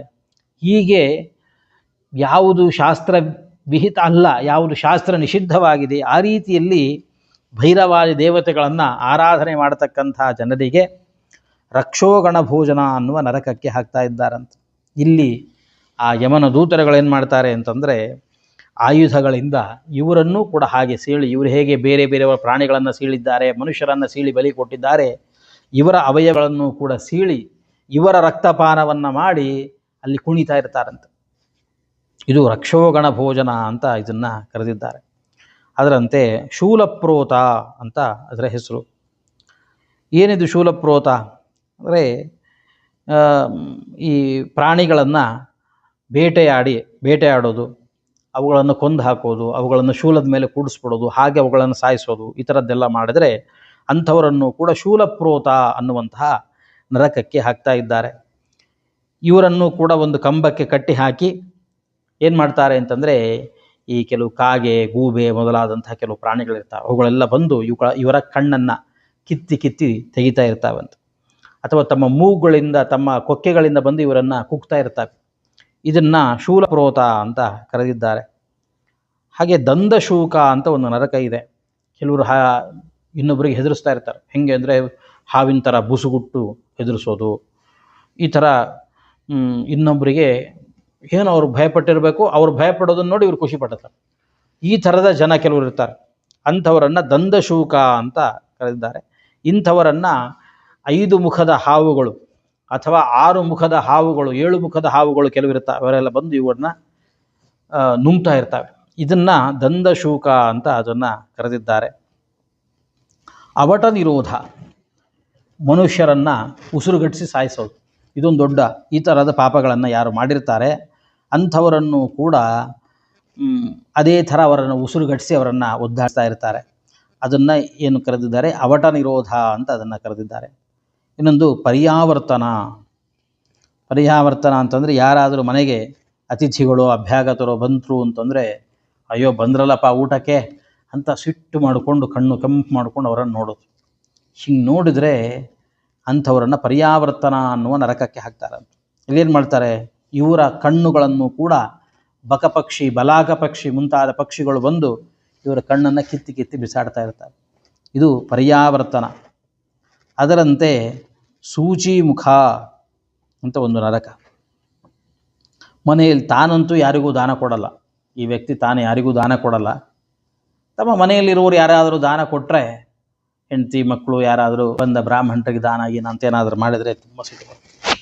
ಎಷ್ಟು ಸಿಟ್ಟು ಮಾಡ್ಕೋತಾನೆ ಅಂದರೆ, ಇವು ಹುಟ್ಟಿದ್ವೇ ನನ್ನ ಹಣ ಹಾಳು ಮಾಡಲಿಕ್ಕೆ ಹುಟ್ಟಿದ್ದಾವೆ ಅಂತ ಬಾಯಿ ಬಂದಂಗೆಲ್ಲ ಅವರನ್ನು ಬೈತಾ ಇರ್ತಾನೆ. ಅಂಥವರಿಗೆ ಸೂಚಿಮುಖ ಅಂತ ಕರೆದಿದ್ದಾರೆ. ಹೇಗೆ ಅಂತಂದರೆ, ಈ ಗೋಣಿ ಚೀಲವನ್ನು ಹೊಲಿತೀವಲ್ಲ, ಡಬ್ಬಣ ಗೋಣಿ ದಾರ ಹಿಡ್ಕೊಂಡು ಗೋಣಿ ಚೀಲವನ್ನು ಹೊಲಿಯುವಂತೆ ಇವನ ದೇಹದ ಚರ್ಮವನ್ನು ಹಾಕಿ ಹೊಲಿತಾರಂತೆ. ಆದ್ದರಿಂದ ಅದನ್ನು ಸೂಚಿಮುಖ ಅಂತ ನರಕವನ್ನು ಕರೆದಿದ್ದಾರೆ. ಈ ಥರದ ಅನೇಕ ನರಕಗಳು, ಆ ನರಕಗಳು ಯಮನ ಅಧೀನದಲ್ಲಿರತಕ್ಕಂಥವುಗಳು. ಆ ಹೆಸರು ನೀನು ಈ ನರಕಕ್ಕೆ ಹೋಗು ಅಂತ ಹೇಳಿದರೆ ಸಾಕು, ಅಯ್ಯೋ ಆ ನರಕದ ಬಗ್ಗೆ ಅವ್ರಿಗೆ ಗೊತ್ತಿರುತ್ತೆ, ಆ ನರಕಕ್ಕೆ ಹೋಗಬೇಕಾಗತ್ತಲ್ಲ ಅಂತ ಅಲ್ಲೇ ಎಚ್ಚರ ತಪ್ಪಿ ಯಾವುದಾದ್ರೊಂದು ಆಘಾತಕಾರಿಯಾದ ಸುದ್ದಿ ಕೇಳಿದಾಗ ಮನುಷ್ಯ ಗಾಬರಿ ಆಗ್ತಾನಲ್ಲ, ಆ ಥರ ಎಚ್ಚರ ತಪ್ಪಿ ಬೀಳುವ ಪ್ರಸಂಗಗಳಿರ್ತಾವೆ. ಆಮೇಲೆ ಮತ್ತೆ ನಿಧಾನಕ್ಕೆ ಅವರನ್ನು ಕರ್ಕೊಂಡು ಹೋಗಿ ಇದಕ್ಕೆ ಹಾಕ್ತಾರೆ ಅಂತ. ಮುಂದೆ ಗರುಡ ಇದನ್ನೆಲ್ಲ ಕೇಳಿ ಗರುಡ ಕೇಳ್ತಾ ಇದ್ದಾನೆ, ಮತ್ತೆ ಪ್ರಶ್ನೆ ಮಾಡ್ತಾ ಇದ್ದಾನೆ. ಕೈರ್ಗಚ್ಚಂತಿ ಮಹಾಮಾರ್ಗೇ ವೈತರಣ್ಯಾಂ ಪತಂತಿ ಕೈಃ ಪಾಪೈರ್ನರಕೇ ಯಾಂತಿ ತನ್ಮೇ ಕಥಯ ಕೇಶವ. ಇಲ್ಲಿ ವೈತರಣಿ ನದಿ ಬರುತ್ತೆ, ಅದೊಂದು ದಾರಿ ಇದೆ ಹೇಳಿದ್ರಲ್ಲ, ಬೇರೆ ಬೇರೆ ದಾರಿಗಳಿದ್ದಾವೆ, ಒಂದೊಂದು ದಿಕ್ಕಿಗೆ ಒಂದೊಂದು ದಾರಿ ಇದೆ. ಅದರಲ್ಲಿ ದಕ್ಷಿಣ ದಿಕ್ಕಿನ ದಾರಿಯಲ್ಲಿ ಹೋದರೆ ಮಾತ್ರ ಈ ಥರದ ಕಷ್ಟದಿಂದ ಹೋಗ್ತಾರೆ. ಅಲ್ಲೇ ವೈತರಣಿ ನದಿ ಬರುತ್ತೆ. ಏನು ಪಾಪ ಮಾಡಿರ್ತಾರೆ ಅವರು? ಯಾವ ಪಾಪ ಮಾಡಿರುವ ಕಾರಣದಿಂದಾಗಿ ಅವರು ಆ ದಾರಿಯಲ್ಲಿ ಹೋಗುವ ಪ್ರಸಂಗ ಬರುತ್ತೆ ಅಂತ ಕೇಳಿದಾಗ ಭಗವಂತ ಹೇಳ್ತಾ ಇದ್ದಾನೆ, ಬ್ರಹ್ಮಘ್ನಾಶ್ಚ ಸುರಾಪಾಶ್ಚ ಗೋಘ್ನಾವ ಬಾಲಘಾತಕಾ ಸ್ತ್ರೀಘಾತಿ ಗರ್ಭಪಾತಿ ಚ ಯೇ ಚ ಪ್ರಚ್ಛನ್ನ ಪಾಪಿನಃ. ಏನು ಪಾಪ ಮಾಡಿರಬಹುದು ಅಂತಂದರೆ, ಯಾರು ಬ್ರಹ್ಮಹತ್ಯೆಯನ್ನು ಮಾಡ್ತಾ ಇದ್ದಾನೆ, ಯಾರು ಸುರಾಪಾನವನ್ನು ಮಾಡ್ತಾನೆ, ಗೋಹತ್ಯೆಯನ್ನು ಮಾಡ್ತಾನೆ, ಬಾಲಹತ್ಯೆಯನ್ನು ಮಾಡ್ತಾನೆ, ಸ್ತ್ರೀ ಹತ್ಯೆಯನ್ನು ಮಾಡಿರ್ತಾನೆ, ಗರ್ಭಪಾತಗಳನ್ನು ಮಾಡಿಸಿರ್ತಾನೆ, ಅಂಥವರೆಲ್ಲ ಈ ನರಕಗಳಲ್ಲಿ ಹೋಗ್ತಾರೆ. ಇಲ್ಲಿ ಬ್ರಹ್ಮಹತ್ಯೆ ಮಾಡೋದು ಅಂತಂದರೆ ಬ್ರಾಹ್ಮಣರನ್ನು ಹಿಡಿದು ಚೂರಿಗೆ ಹಿಡ್ಕೊಂಡು ಕೊಲ್ಲೋದು, ಅವರಿಗೆ ವಿಷ ಹಾಕಿ ಕೊಲ್ಲೋದು, ಅದೊಂದು ಥರದ ಕೊಲೆ. ಇನ್ನೊಂದು ಕೊಲೆ ಅಂತಂದರೆ, ಹತ್ಯೆ ಅಂತಂದರೆ ನಮ್ಗಿಂತಲೂ ಹಿರಿಯರನ್ನು ನಾವು ಏಕವಚನದಲ್ಲಿ ಮಾತಾಡೋದು, ಅವರಿಗೆ ಬೈಯೋದು, ಇದನ್ನು ಮಾಡೋದ್ರಿಂದಲೂ ಕೂಡ ಅವರ ಹತ್ಯೆ ಆಗುತ್ತೆ ಅಂತ ಹೇಳ್ತಾರೆ. ಆದ್ದರಿಂದ ಬ್ರಹ್ಮಹತ್ಯೆ ಅಂದರೆ ಹಾಗೆ. ಸುರಾಪಾನ ಅಂದರೆ ಮದ್ಯವನ್ನು ಪಾನ ಮಾಡೋದು ಒಂದರ್ಥ. ಇನ್ನೊಂದು ಸುರಾಹ ಹರೇ ಗುಣಃ ಪ್ರೋಕ್ತಾಹ ತೇ ಮೇ ಸ್ಯುರಿತಿ ಚಿಂತನಂ ಸುರಾಪಾನಮಿತಿ ಪ್ರೋಕ್ತಂ. ಸುರಾಹ ಅಂದರೆ ಭಗವಂತನ ಗುಣಗಳು. ಯಾಕೆಂತಂದರೆ ಯೋಗಿಗಳು ಜ್ಞಾನಿಗಳೆಲ್ಲ ಭಗವಂತನ ಗುಣಗಾನಗಳನ್ನು ಮಾಡ್ತಾ ಸಂತೋಷವನ್ನು ಪಡ್ತಾ ಇರ್ತಾರೆ. ಸುಷ್ಠು ರಮಂತೆ ಯೋಗಿನಃ ಇತಿ ಸುರಾಹ. ಸುರಾಹ ಅಂದರೆ ಭಗವಂತನ ಗುಣಗಳು. ಆ ಭಗವಂತನ ಗುಣ ಅದು ನನಗೆ ಬರಲಿ, ನಾನೇ ಭಗವಂತ, ನಾನೇ ಬ್ರಹ್ಮ, ಆ ಭಗವಂತನ ಗುಣಗಳು ನನಗೆ ಬರಲಿ ಅಂತ ಚಿಂತನೆಯನ್ನು ಮಾಡೋದೇನಿದೆಯಲ್ಲ, ಇದೆಲ್ಲ ಸುರಾಪಾನ ಅಂತ ಕರೆಸಿಕೊಳ್ಳುತ್ತೆ. ಈ ಥರ ಅನೇಕ ವಿಧವಾದ ಪಾಪಗಳನ್ನು ಮಾಡಿದವರು ಅಲ್ಲಿ ಹೋಗ್ತಾರೆ. ಯೇ ಹರಂತಿ ಗುರೋರ್ದ್ರವ್ಯಂ ದೇವದ್ರವ್ಯಂ ದ್ವಿಜಸ್ಯ ವಾ ಸ್ತ್ರೀ ದ್ರವ್ಯಹಾರಿಣೋ ಯೇ ಚ ಬಾಲದ್ರವ್ಯಹರಾಶ್ಚಯೇ. ಗುರುಗಳ ಹಣವನ್ನು ಅಪಹರಣ ಮಾಡೋದು, ದೇವರ ಹಣವನ್ನು ಕದಿಯೋದು, ಬ್ರಾಹ್ಮಣರ ಹಣವನ್ನು ಕದಿಯೋದು, ಅಥವಾ ಸ್ತ್ರೀಧನ ಅಂತ ಬಹಳ ದೊಡ್ಡ ವಿಚಾರ ಧರ್ಮಶಾಸ್ತ್ರಗಳಲ್ಲಿ. ಆ ಧನವನ್ನು, ಸ್ತ್ರೀಧನವನ್ನು ಕದಿಯೋದು, ಈ ಥರದ್ದೆಲ್ಲ ಮಾಡಿದರೆ ಅಂಥವರು ನರಕಕ್ಕೆ ಹೋಗ್ತಾರೆ. ಅದರಂತೆ ದೋಷಗ್ರಾಹಿ ಗುಣ ಅಶ್ಲಾಘಿ ಗುಣವತ್ಸು ಸಂವತ್ಸರಾಹ. ಒಬ್ಬ ಮನುಷ್ಯ ಆದ ಮೇಲೆ ಅವನಲ್ಲಿ ದೋಷವೂ ಇರುತ್ತೆ, ಗುಣವೂ ಇರುತ್ತೆ. ಆದರೆ ನಮಗೆ ಕಾಣಿಸೋದು ಹೇಗೆ ಅಂತಂದರೆ, ಅವರಲ್ಲಿರ್ತಕ್ಕಂತಹ ಗುಣ ಕಾಣಿಸೋದೇ ಇಲ್ಲ, ಬರೀ ಅವರಲ್ಲಿರ್ತಕ್ಕಂತಹ ದೋಷಗಳು ಅದನ್ನೇ ಎತ್ತಿ ಆಡ್ತಾ ಇರೋದು. ಎಷ್ಟೇ ಗುಣಗಳಿದ್ದರೂ ಕೂಡ ಅದರ ಬಗ್ಗೆ ಗಮನ ಕೊಡೋದಿಲ್ಲ. ಕೆಲವು ಜನ ಹಾಗಿರ್ತಾರೆ, ನೊಣದ ಥರ ಇರ್ತಾರೆ. ನೊಣ ಆ ಒಂದು ಹಾಗಿದೆ, ಅದು ಸುಂದರವಾದ ಮುಖ ಇರುತ್ತೆ, ಆದರೆ ಸುಂದರವಾದ ಮುಖವನ್ನು ಬಿಟ್ಟು ಎಲ್ಲೋ ಒಂದು ಸಣ್ಣ ಹುಣ್ಣಾಗಿದ್ದರೆ ಅದ್ರ ಮೇಲೆ ಬಂದು ಕೂತ್ಕೊಳ್ಳುತ್ತೆ. ಹಾಗೆ ಕೆಲವರು ಹಾಗಿರ್ತಾರೆ, ಏನೇ ಸಣ್ಣ ದೋಷ ಸಣ್ಣದೇ ಇದ್ದರೂ ಕೂಡ ಅದನ್ನೇ ಪದೇ ಪದೇ ಆಡುವಂಥದ್ದು. ಇದು ಏನೋ ಸುಮ್ಮನೆ ಟೈಮ್ ಪಾಸಿಂಗ್ ಮಾಡ್ತಿದ್ದೀವಿ ಅಂತ ಅವ್ರು ಅಂದ್ಕೊಂಡಿರ್ತಾರೆ ವಾಸ್ತವಿಕವಾಗಿ. ಆದರೆ ಇದು ದೊಡ್ಡ ಪಾಪ. ಈ ಪಾಪಗಳಿಂದಲೇ ಈ ವೈತರಣಿ ಮುಂತಾದಂತಹ ನರಕಗಳಿಗೆ ಹೋಗೋದು. ದೋಷಗ್ರಾಹಿ ಗುಣ ಅಶ್ಲಾಘಿ. ಅಷ್ಟೇ ಅಲ್ಲ, ಗುಣವತ್ಸು ಸಂವತ್ಸರಾಹ. ಯಾರಲ್ಲಾದರೂ ಒಂದು ಒಳ್ಳೆಯ ಗುಣ ಇದ್ದರೆ ಅದನ್ನು ಪ್ರಶಂಸಿಸಬೇಕು, ಅದನ್ನು ಅಭಿನಂದಿಸ್ಲಿಕ್ಕೆ ಗೊತ್ತಿರಬೇಕು. ಅದರ ಹೊರತಾಗಿ ಗುಣ ಇದೆ ಅಂತ ಹೇಳಿ ಅವರ ಬಗ್ಗೆ ಹೊಟ್ಟೆ ಕಿಚ್ಚು ಪಡೋದು. ಆಚಾರ್ಯರು ಹೇಳುವಂತೆ ನಮಗಿಂತಲೂ ದೊಡ್ಡವರ ಬಗ್ಗೆ ನಾವು ಏನಾದರೂ ಅವರಲ್ಲಿ ಆ ಗುಣ ಇದೆ ಅಂತಂದಾಗ ದೇವರು ನಮಗೂ ಆ ಗುಣ ಕೊಡಲಿ ಅಂತ ಚಿಂತನೆ ಮಾಡಬೇಕು ಹೊರತು ಅದರ ಬಗ್ಗೆ ಮಾತ್ಸರ್ಯವನ್ನು ಪಟ್ಟಷ್ಟು ತಸ್ಯ ವಿಹೀಯತೆ. ಅದು ನಾವೆಷ್ಟು ಇನ್ನೊಬ್ಬರ ಬಗ್ಗೆ ಮಾತ್ಸರ್ಯವನ್ನು ಪಡ್ತೀವಿ, ನಮಗದು ಅಷ್ಟು ತಪ್ಪಿ ಹೋಗುತ್ತೆ, ಕೈ ತಪ್ಪಿ ಹೋಗುತ್ತೆ ಹೊರತು ಬರೋ ಪ್ರಸಂಗ ಇಲ್ಲ. ಅಷ್ಟೇ ಅಲ್ಲ, ಅದು ನರಕಕ್ಕೆ ಹೋಗಲಿಕ್ಕೆ ಒಂದು ಕಾರಣೀಭೂತವಾದಂತಹ ಪಾಪಗಳು ಕೂಡ ಅದು ಆಗುತ್ತೆ. ಹಾಗೆ ಸತ್ಸಂಗತಿ ಪರಾಂಗುಖ, ಸಜ್ಜನರ ಸಹವಾಸ ಬೇಡ ಅಂತ ಅಪೇಕ್ಷೆ ಪಡ್ತಾರೆ. ತೀರ್ಥ ಸಜ್ಜನ ಸತ್ಕರ್ಮ ಗುರುದೇವ ವಿನಿಂದಕಾ ಪುರಾಣ ವೇದ ಮೀಮಾಂಸಾ ನ್ಯಾಯವೇದಾಂತ ದೂಷಕಾ. ತೀರ್ಥಕ್ಷೇತ್ರಗಳ ಬಗ್ಗೆ ಅವೇಳಂಕರವಾಗಿ ಮಾತಾಡೋದು, ಸಜ್ಜನರ ಬಗ್ಗೆ ಕೆಟ್ಟದಾಗಿ ಮಾತಾಡೋದು, ಹಾಗೆ ಗುರುಗಳ ಬಗ್ಗೆ ಮಾತಾಡೋದು, ಈ ಥರದ ವಿಷಯಗಳು ಯಾರು ಮಾಡ್ತಿರ್ತಾರೆ. ಹಾಗೆ ಪುರಾಣಗಳ ಬಗ್ಗೆ ಅವುಗಳನ್ನು ನಿಂದನೆ ಮಾಡೋದು, ಪುರಾಣಗಳನ್ನು, ವೇದಗಳನ್ನು, ಮೀಮಾಂಸಾ, ನ್ಯಾಯಶಾಸ್ತ್ರ ಮುಂತಾದವುಗಳನ್ನು ನಿಂದನೆಯನ್ನು ಮಾಡಿದರೆ ಅಂಥವರೆಲ್ಲ ಈ ವೈತರಣಿ ನದಿ ಇರತಕ್ಕಂಥ ಈ ದಾರಿಯಲ್ಲಿ ಹೋಗ್ತಾರೆ. ಹರ್ಷಿತಾ ದುಃಖಿತಂ ದೃಷ್ಟ್ವಾ ಹರ್ಷಿತೇ ದುಃಖದಾಯಕಾ. ಯಾರಾದರೂ ಸಂತೋಷದಲ್ಲಿದ್ದಾರೆ ಅಂತಂದರೆ ಬಹಳ ಖುಷಿಯಾಗುತ್ತೆ, ಯಾರಾದರೂ ಸಂತೋಷದಲ್ಲಿದ್ದರೆ ಬಹಳ ದುಃಖ ಆಗುತ್ತೆ. ಯಾರಾದ್ರು ದುಃಖದಲ್ಲಿದ್ದರೆ ಇವನಿಗೆ ಆನಂದ ಆಗುತ್ತೆ.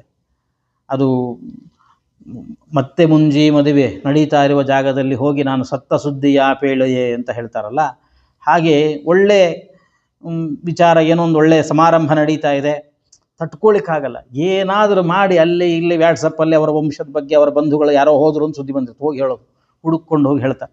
ಇಂಥದ್ದೆಲ್ಲ ಮಾಡಿದರೆ ಇದೆಲ್ಲ ದೊಡ್ಡ ಪಾಪಗಳು ಅಂತ ಅನಿಸಿಕೊಳ್ತಾವೆ. ದುಷ್ಟವಾಕ್ಯಸ್ಯ ವಕ್ತಾರಃ, ಬಾಯಿ ತೆಗೆದ್ರೆ ಕೆಟ್ಟ ಮಾತೆ ಹೊರಗೆ ಬೀಳುತ್ತೆ ಅಂತಹ ಜನ, ಇಂಥವರೆಲ್ಲ ಈ ನರಕಕ್ಕೆ ಹೋಗ್ತಾರೆ. ನ ಶೃಣ್ವಂತಿ ಹಿತಂ ವಾಕ್ಯಂ ಶಾಸ್ತ್ರವಾರ್ತಾ ಕದಾಪಿನ, ಯಾವತ್ತಿಗೂ ಶಾಸ್ತ್ರದ ಮಾತನ್ನು ಕೇಳೋದಿಲ್ಲ.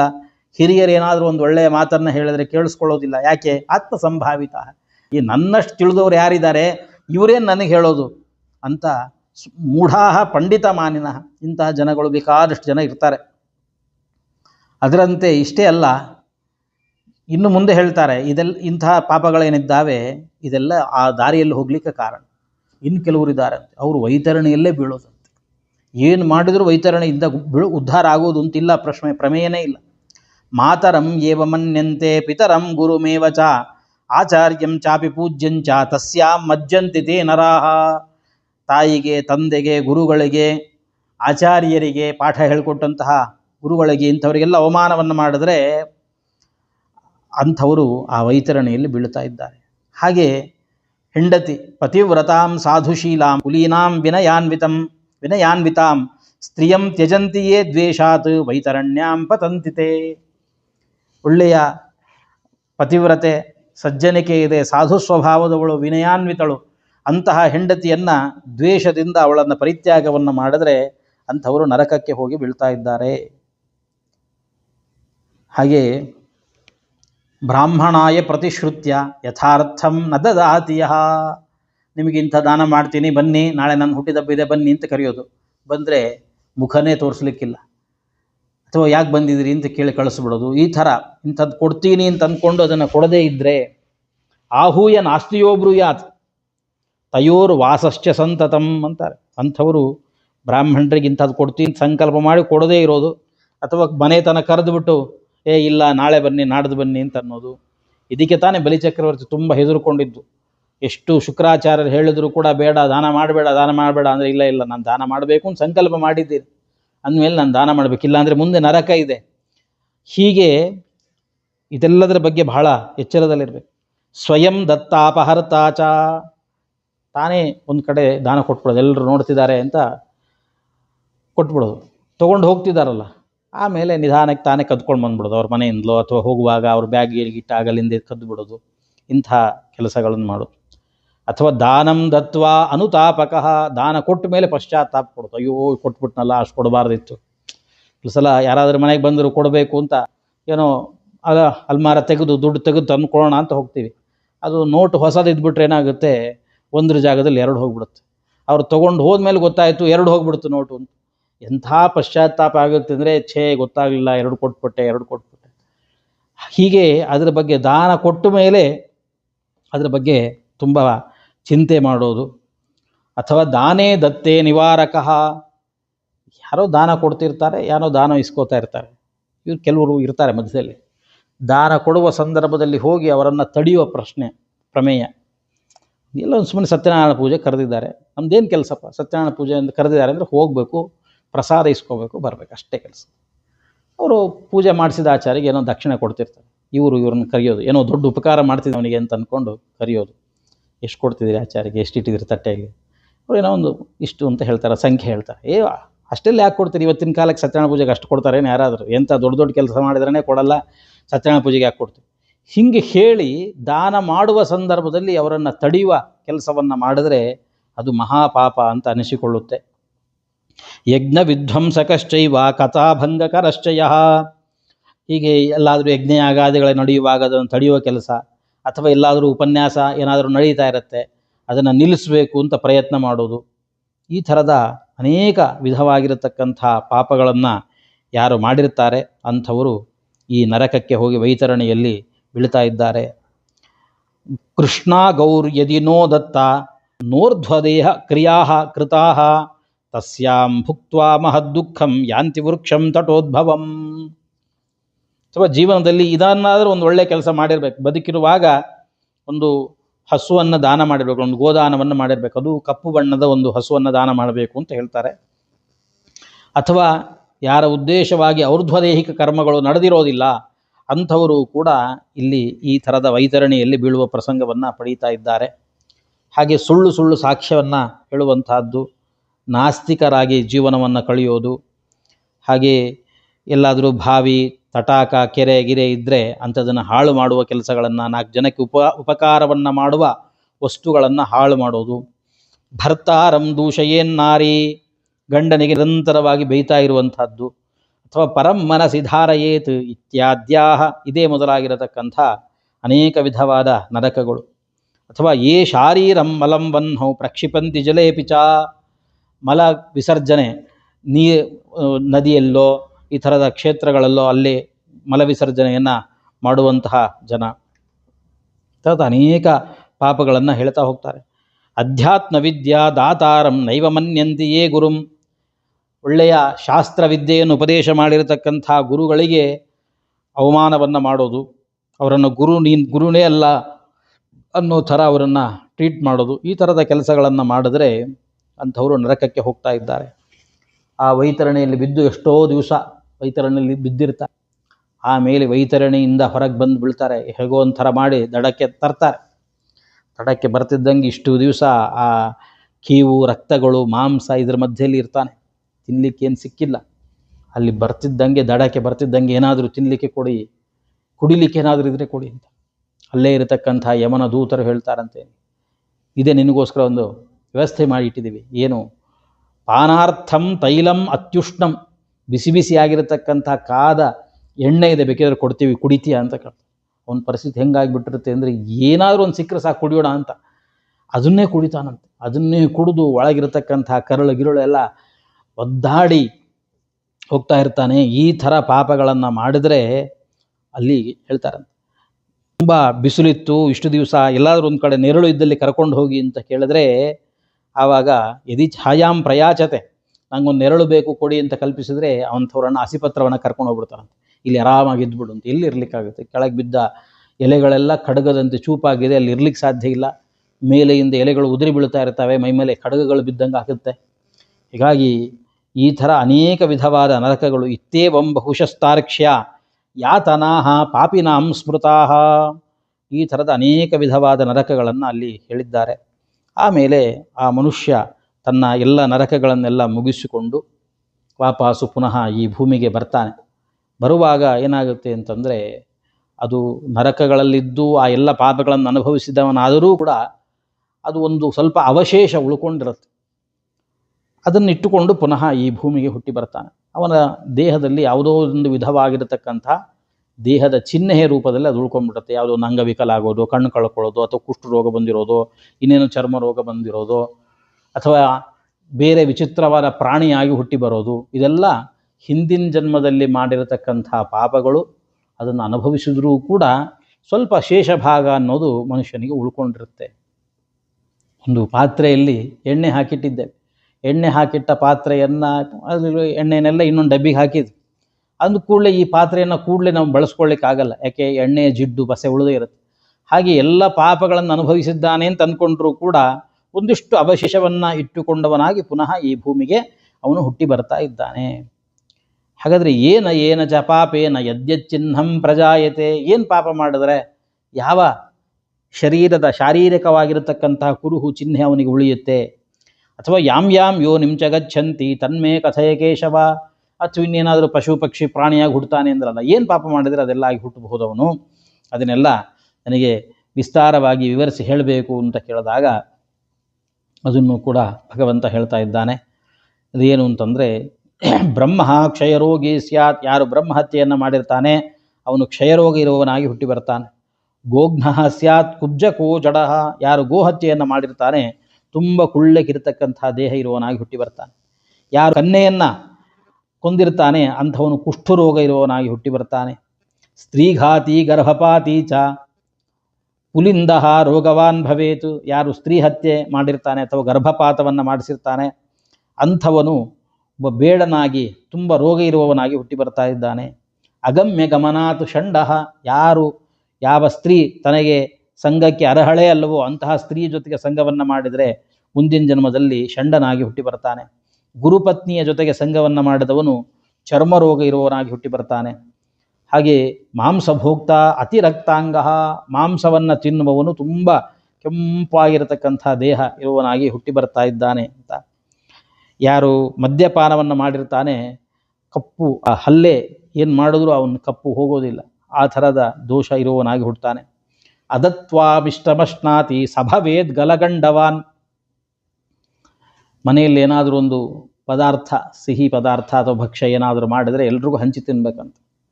ಅದೇನಾಗುತ್ತೆ ಅಂದರೆ ಕೆಲವರು ಅಡುಗೆ ಮನೆಯಲ್ಲಿ ಮಾಡಿಟ್ರೆ ಇನ್ಯಾರು ಅಡುಗೆ ಮನೆಯಲ್ಲಿ ಹೋಗಲ್ವಲ್ಲ, ಅಲ್ಲೇ ಡಬ್ಬಿಯಲ್ಲಿ ಮುಚ್ಚಿಟ್ಬಿಟ್ಟಿರ್ತಾರೆ. ತಮಗೆ ಮಾತ್ರ ಗೊತ್ತಿರುತ್ತೆ ಆ ಡಬ್ಬಿಯಲ್ಲಿದೆ ಆ ಸ್ವೀಟ್ ಏನಿದೆ, ತಾವೇ ಹೋಗೋದು ಗುಳುಮ್ ಅಂತ ಒಳಗೆ ಹಾಕ್ಕೊಳ್ಳೋದು ಬರೋದು, ಇನ್ಯಾರಿಗೂ ಕೊಡಲಿಕ್ಕಿಲ್ಲ. ಇಂಥವರೆಲ್ಲ ಮುಂದಿನ ಜನ್ಮದಲ್ಲಿ ಏನಾಗ್ತಾರೆ ಅಂತಂದರೆ ಈ ಕತ್ತಿನ ಹತ್ರ ಒಂದು ಮಾಂಸದ ಮುದ್ದೆಯನ್ನು ಇಟ್ಟುಕೊಂಡವರಾಗಿ ಹುಟ್ಟಿ ಬರ್ತಾರಂತೆ. ಹಾಗೆ ಶ್ರಾದ್ಧೇ ಅನ್ನಂ ಅಶುಚಿಂ ದತ್ವ, ಶ್ರಾದ್ದದ ದಿವಸ ಬ್ರಾಹ್ಮಣರನ್ನು ಊಟಕ್ಕೆ ಕರೆದು ಮೈಲಿಗೆ ಅನ್ನವನ್ನು, ಅಶುದ್ಧವಾದ ಅನ್ನವನ್ನು ಅವರಿಗೆ ಬಡಿಸಿ ಊಟಕ್ಕೆ ಹಾಕಿದರೆ ಅಂಥವನು ಕುಷ್ಠರೋಗ ಇರುವವನಾಗಿ ಹುಟ್ಟುತ್ತಾನೆ. ಗುರೋಹೋ ಗರ್ವೇಣಾವಮಾನಾತ್, ಗುರುಗಳಿಗೆ ಅಹಂಕಾರದಿಂದ ಅವಮಾನವನ್ನು ಮಾಡಿದರೆ ಅಂಥವನು ಮರುಗುಳಿಗೆ ರೋಗ ಇರುವವನಾಗಿ ಹುಟ್ಟಿ ಬರ್ತಾ ಇದ್ದಾನೆ. ಸುಳ್ಳು ಸಾಕ್ಷ್ಯವನ್ನು ಹೇಳಿದರೆ ಅಂಥವನು ಮುಂದಿನ ಜನ್ಮದಲ್ಲಿ ಮೂಕನಾಗಿ ಹುಟ್ಟಿ ಬರ್ತಾನೆ. ಒಂದೇ ಪಂಕ್ತಿಯಲ್ಲಿ ಕೂಡಿಸಿ ಒಬ್ಬರಿಗೊಂಥರ ಮತ್ತೊಬ್ಬರಿಗೊಂಥರ ಊಟ ಬಡಿಸೋದು, ಇದನ್ನು ಮಾಡಿದರೆ ಅವನು ಕುರುಡನಾಗಿ ಹುಟ್ಟಿ ಬರ್ತಾನೆ. ಮದುವೆ ಮುಂತಾದ ಸಮಾರಂಭಗಳು ನಡೀತಾ ಇರುವಾಗ ಅದನ್ನು ತಡೆಯೋದು, ಅದು ದೊಡ್ಡ ಪಾಪ ಅಂತ ಹೇಳಿದ್ರು. ಅಂತಹ ಪಾಪ ಮಾಡಿದವನು ನರಕಕ್ಕೆ ಹೋಗಿ ಆ ಪಾಪದ ಫಲವನ್ನು ಅನುಭವಿಸಿದರೂ ಕೂಡ ಮುಂದಿನ ಜನ್ಮದಲ್ಲಿ ಹುಟ್ಟಿ ಬರುವಾಗ ತುಟಿ ಇಲ್ಲದವನಾಗಿ ಹುಟ್ಟಿ ಬರ್ತಾನೆ.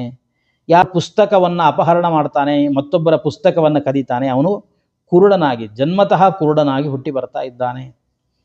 ಹಾಗೆ ಸುಳ್ಳು ಮಾತಾಡೋದು, ಬಾಯಿ ತೆರೆದ್ರೆ ಸುಳ್ಳು ಮಾತಾಡ್ತಿರ್ತಾರೆ, ಇಂಥವರು ಮುಂದಿನ ಜನ್ಮದಲ್ಲಿ ಉಗ್ಗು ರೋಗ ಇರುವವರಾಗಿ ಹುಟ್ಟಿ ಬರ್ತಾ ಇದ್ದಾರೆ. ಯಾರು ಆ ಸುಳ್ಳನ್ನು ಕೇಳ್ತಾನಲ್ಲ ಖುಷಿಯಲ್ಲಿ, ಅಂಥವನು ಕಿವುಡನಾಗಿ ಹುಟ್ಟಿ ಬರ್ತಾನೆ. ಹೀಗೆ ಅನ್ನಹರ್ತ ಭವೇದಾಖುಹು, ಯಾರು ಅನ್ನವನ್ನು ಕದೀತಾನೆ ಅಥವಾ ಧಾನ್ಯಗಳನ್ನು ಕದೀತಾನೆ ಅವನು ಇಲಿಯಾಗಿ ಹುಟ್ಟಿ ಬರ್ತಾ ಇದ್ದಾನೆ. ಬ್ರಾಹ್ಮಣನಾಗಿ ಹುಟ್ಟಿದ್ದಾನೆ, ಆದರೆ ಗಾಯತ್ರಿ ಮಂತ್ರವನ್ನು ಜಪ ಮಾಡುವುದಿಲ್ಲ, ಆದರೆ ಜೋರಾಗಿ ನಾಮಧಾರಣೆ ಮಾಡ್ಕೊಂಡು ಮಾತ್ರ ಇರ್ತಾನೆ. ಅಂತರ್ದುಷ್ಟ ಬಹಿಸ್ಸಾಧು, ಇಂತಹ ಬ್ರಾಹ್ಮಣನು ಮುಂದಿನ ಜನ್ಮದಲ್ಲಿ ಬಕಪಕ್ಷಿಯಾಗಿ ಹುಟ್ಟಿ ಬರ್ತಾನೆ. ಪುರೋಹಿತರಿಗೂ ಕೂಡ ಹೇಳ್ತಾರೆ, ಅಯೋಧ್ಯ ಯಾಜಕೋ ವಿಪ್ರಹ, ಯಾರಿಗೆ ಯಾಗ ಮಾಡುವ ಅಧಿಕಾರ ಇಲ್ಲ ಅಂಥವರಿಂದಲೂ ಕೂಡ ಯಾಗವನ್ನು ಮಾಡಿಸಿದರೆ ಅವನು ಹಂದಿಯಾಗಿ ಹುಟ್ಟಿ ಬರ್ತಾನೆ. ಖರಹ ವೈ ಬಹುಯಾಜಿತ್ವ, ತುಂಬ ಯಾಗಗಳನ್ನು ಮಾಡಿದರೂ ಕೂಡ ಅವನು ಕತ್ತೆಯಾಗಿ ಹುಟ್ಟಿ ಬರ್ತಾ ಇದ್ದಾನೆ. ಕಾಕಃ ನಿರ್ಮಂತ್ರ ಭೋಜನಾತ್, ಆಮಂತ್ರಣ, ನಾವೆಲ್ಲಾದರೂ ಒಂದು ಕಡೆ ಊಟಕ್ಕೆ ಹೋಗಬೇಕು ಅಂತಂದರೆ ಒಂದು ವಿಚಾರ ಮಾಡಬೇಕು, ನಮಗೆ ಆಮಂತ್ರಣ ಕೊಟ್ಟಿದ್ದಾರಾ ಅಂತ. ಆಮಂತ್ರಣ ಕೊಟ್ಟಿದ್ರು ನಮ್ಮೊಬ್ಬರಿಗೆ ಕೊಟ್ಟಿದ್ದಾರಾ, ಕುಟುಂಬಕ್ಕೆ ಕೊಟ್ಟಿದ್ದಾರಾ, ಹೆಂಡತಿನ ಮಾತ್ರ ಕರ್ಕೊಂಬ ಅಂತ ಹೇಳಿದಾರಾ, ಮಕ್ಕಳನ್ನು ಕರ್ಕೊಂಬ ಅಂತ ಹೇಳಿದಾರಾ, ಬಹಳ ಜಾಗ್ರತೆ ಮಾಡಬೇಕು. ಹಾಗೆ ಆಮಂತ್ರಣ ಇಲ್ಲದೇನೆ ಮತ್ತೊಂದು ಕಡೆಗೆ ನಾವು ಊಟಕ್ಕೆ ಹೋಗ್ತಾ ಇದ್ದೇವೆ ಅಂತಂದರೆ ಅಂಥವರು ಮುಂದಿನ ಜನ್ಮದಲ್ಲಿ ಕಾಗೆಗಳಾಗಿ ಹುಟ್ಟಿ ಬರ್ತಾರೆ.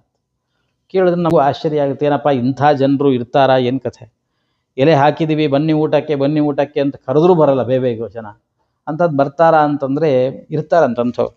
ಮನೆಗಳಿಗೆ ಬರಲ್ಲ, ಬರೋರೆಲ್ಲ ಸ್ವಲ್ಪ ಬುದ್ಧಿವಂತರಿರ್ತಾರೆ, ಈ ಚೌಟ್ರಿಗಳಿಗೆ ಬರ್ತಾ ಇರ್ತಾರೆ ಮದುವೆ ನಡೆಯೋ ಜಾಗಕ್ಕೆ, ಅಲ್ಲಿ ಬಹಳ ಅನುಭವ ಇರುತ್ತೆ.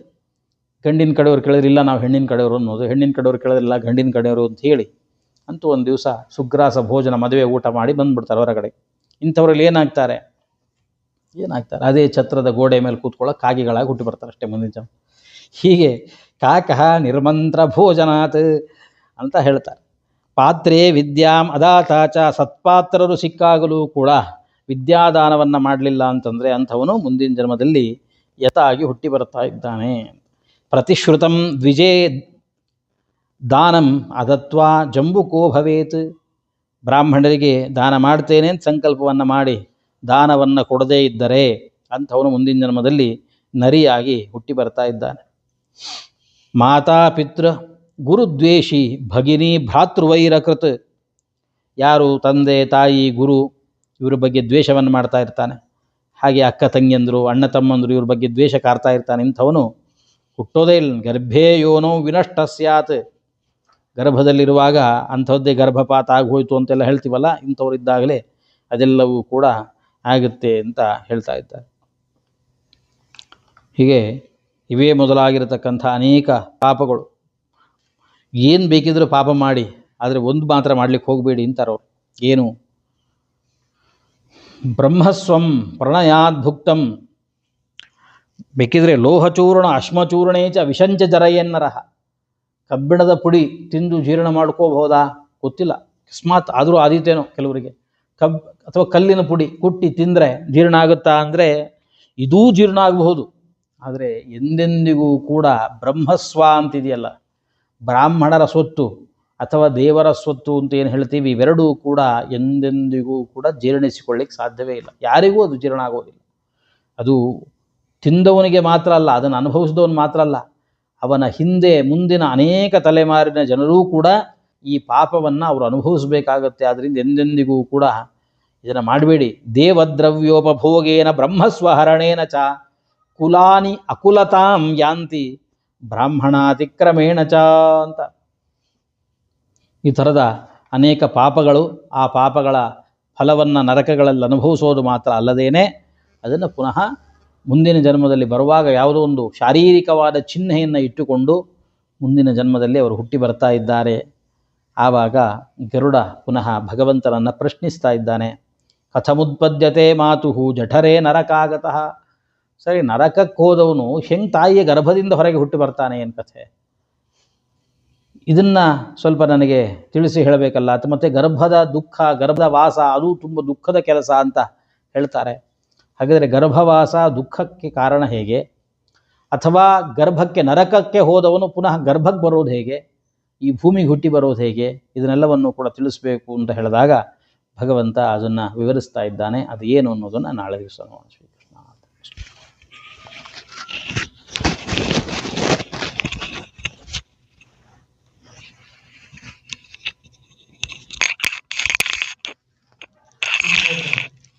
ಮೊಬೈಲ್